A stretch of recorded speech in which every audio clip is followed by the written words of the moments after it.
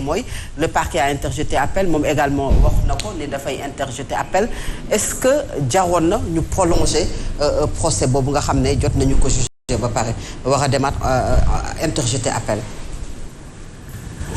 Un procès c'est un procès munoo ko appréhender ci jaroon na wala jarul il y a une réalité cette réalité c'est que deux parties se sont trouvées l'une en face de l'autre ñu dem ci procès avec le verdict que ça a eu.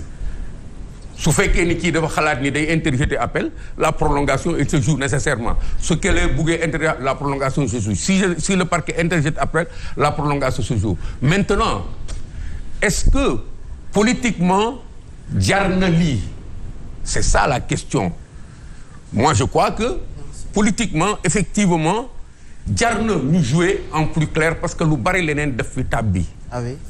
Oui lu bari leneen def fi tàbbi.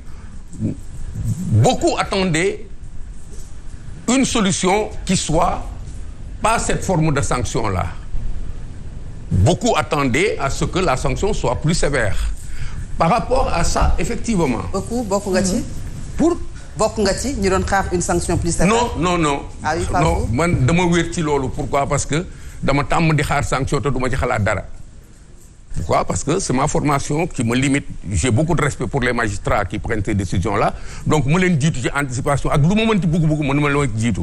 Mais dama constater que ni beaucoup s'attendaient à ça pour des raisons purement politiques. Qui voulaient, dans ce contexte-là et constat, trouver une solution à ce qui, dans l'espace politique, était le problème. C'est-à-dire une candidature qui était pendante et à un moment donné muy dépendre ci sanction boobu. C'est ce que beaucoup de gens attendaient, n'est-ce pas? Mais cela n'a pas eu lieu. Ces gens-là vont vouloir que la prolongation se joue. Mais moi, de mon point de vue, il faut séparer les choses. Il faut séparer les choses en clair. Si cette sanction est bonne, qu'elle soit maintenue. Ah, su fekkee sanction bii moom mooy suite bi amul ay nañ ko prolonger wala duñu prolonger.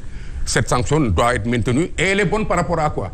Par rapport au fait que la justice insiste à dire lii mooy sanction bi. Mais sur le plan politique, il faudrait que les problèmes politiques ñu régler que ailleurs à ce moment, quelle que soit l'entrée de la sanction. Et à ce moment, on sortira. Mais su fekkee ni politique bi day influencer appréciation bi ñuy am ci sanction bi, à ce moment, nous ne sortons pas. Nous serons plus en train de faire de la politique que de regarder les magistrats faire leur travail. Et ça, c'est dangereux pour un pays. Il ne faudrait pas que la justice soit relayée, remplacée dans son rôle par des appréciations, par des considérations d'ordre politique. Mais procès bi, commissaire, est-ce que mën nañ ci génnee politique? Parce que affaire bi entre deux hommes politiques la te boo seetee seen clivage politique moo waral xëccoo bi bañ dem ci yoon. Ndax mën nañ ci jëlee politique. génne politique hein? Bon humainement parlant nit ñi kenn mënu leen tere loolu mais on ne peut pas finir un procès en politique parce que liñ ciy waxee ci droit la bu ngeen gisee par exemple ñuy apprécier de manière juste la sanction c'est à la lumière du droit de la loi ou à la lumière de la jurisprudence. Li fi amoon te ñu def ko ci matière boobu wala application stricte loi bi nii selon l'interprétation des magistrats. Maintenant c'est les effets le politique bi impacté. La conséquence c'est quoi? Quand les gens ne sont pas contents d'une mesure et que ils réagissent politiquement, à ce moment dañuy delluwaat ci politique et ces problèmes politiques doivent se régler en politique et non pas se régler en retournant à la loi, sinon la loi ne sera jamais suffisamment forte. De quelle manière? Ban manière lañ ko mën a régler en politique yu mel nii? En séparant carrément tout ce qui est politique de ce qui ne l'est pas, surtout quand il est question d'appliquer la loi. Su fekkee yoon la ñuy doxal il faut que tey gis naa par exemple États-Unis ñu ngi wone Donald Trump bi fi newoon président. À cause des problèmes yi ñu amoon ci attaque au Capitole bi ñu koy topp di ko topp pourtant boo xoolee comme fii Sénégal partisan Donald Trump yi ñu ngi katamu ni affaire bi politique la mais yoon ci biir mu ngi dox ba tey Donald Trump doit répondre de ses responsabilités devant la justice américaine. C'est la même chose. Il faut que les institutions demeurent fortes, quel que soit ce qu'on peut admettre d'elles ou quel que soit ce qu'on peut leur reprocher. Il faut qu'ailleurs les gens jouent autrement. Kii def politique, même booy def considération politique yoon rek la mën a doon. da ngay njortu ne quand même li ñu ñenn ñi bokk di xalaat muy la politique ak la justice bu ñuy wax politique mooy ñi nga xam ne ñoom ñoo fare ci nguur seen loxo li muy duggee ci justice souvent dénoncé par ñoo xam ne jaaroon nañu ci ba pare gis nañu juge Dème Téliko le procureur Aliou Ndao entre autres yoo xam ne wax nañ l'immixtion de l'exécutif sur le pouvoir judiciaire c'est comme si yow également da nga jàpp loolu c'est vous avez peut-être la même idée. Vous savez mënuma am un point de vue absolu ci loolu parce que même maa ngi lay jox États-Unis fii États-Unis la politique influe toujours d'une manière ou d'une autre dans la marche des choses d'un pays parce que c'est l'exercice du pouvoir kiy limité ak li koy limité dafay relatif seen rapport na fii fan la mën a yem il y a beaucoup de procès dans le monde qu'on a politisé nit ñi di ci tudd politique bien que le rôle des institutions a été préservé par le fait que dañu respecter décision de justice yi loolu rek moo am importance li am importance mooy que quel que soit le discours que l'on avance pour dire que c'est politique ou ce n'est pas politique nanu fexe ba décision de justice yi ñu koy respecter si on joue comme ça on va s'en sortir mais si encore une fois on retourne derrière pour apprécier de c'est politique ou ce n'est pas politique pour remettre en question les décisions de justice on s'en sort pas une mauvaise décision de justice qui permet qu'on maintienne pour que les institutions demeurent fortes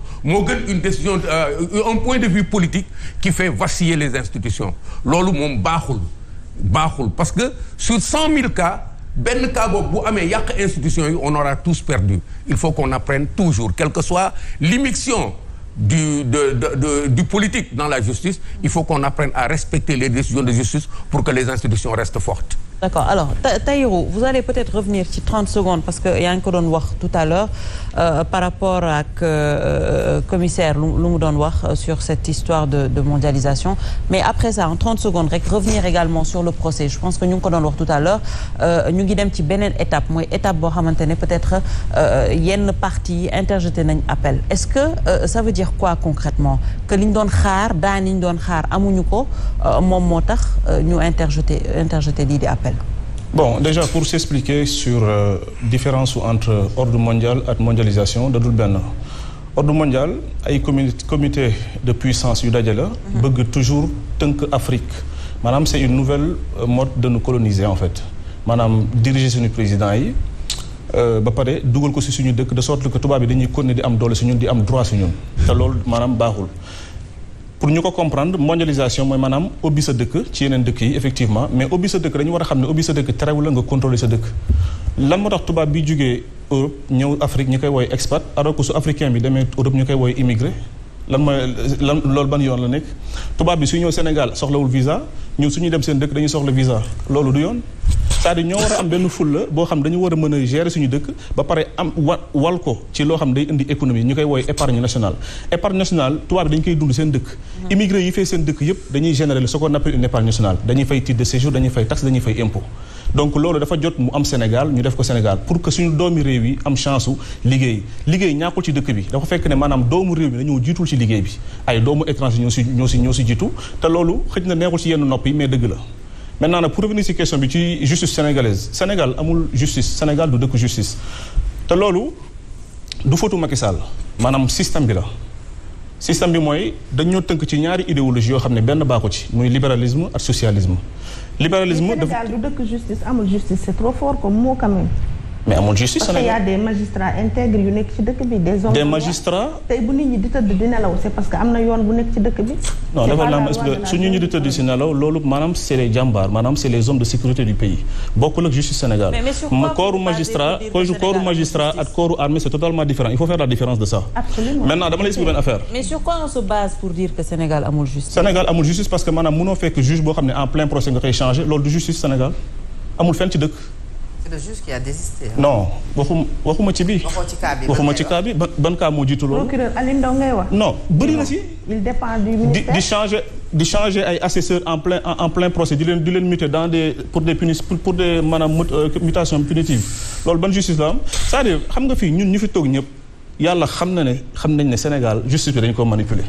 nañ ko wax te dee rek jarul ñi koy laam-laamee di nice et tout journaliste bu lay poser question xam na la réponse déjà fu ma doon jëm mooy que Sénégal idéologie ko tënk moo bon socialisme moo ñu yor pendant 40 ans gëmloo ñu ne maanaam làkk français kese mooy doxal dëkk bi mooy tax nga tekki mooy tax ñu respecté la ku ko làkkul tekki woo dara ñu jugee si appauvrir dëkk bi tënk ko si ñàkk ba nga xam ne dañoo obligé chaque fois su dëkk bi tàngee ñu jënd ay meew jënd ay ceeb jënd ay diwlin séddale ko askan bi woo RTS loolooy socialisme libéralisme moo waral ku nekk def lu la neex waxee nu mu la neexee jaayee nu mu la neexee moo tax xaru tabaski di jar par exemple bu war a jar 30 000 jar 100 000 wala 110 000 wala x te loolu du yoon dëkk dafa am lu ñuy wax maanaam PC exemple juste si xaru tabaski bi rek lan moo tax xaru tabaski war a mën a jar 100 000 ba 1 million ba 2 millions lu tax ci dëkk boo xam ne ñëpp a pauvre alors que dëkk yu tekki yëpp dañuy peese xar dañuy peese yàpp peese mi ngi ci alxuraan mi ngi ci bible lu tax mënuñ ko appliquer ñun Sénégal te ñu woote ñun dëkku diina lañ donc loolu yëpp moo njëkk maanaam faagaagal suñu justice su dëkk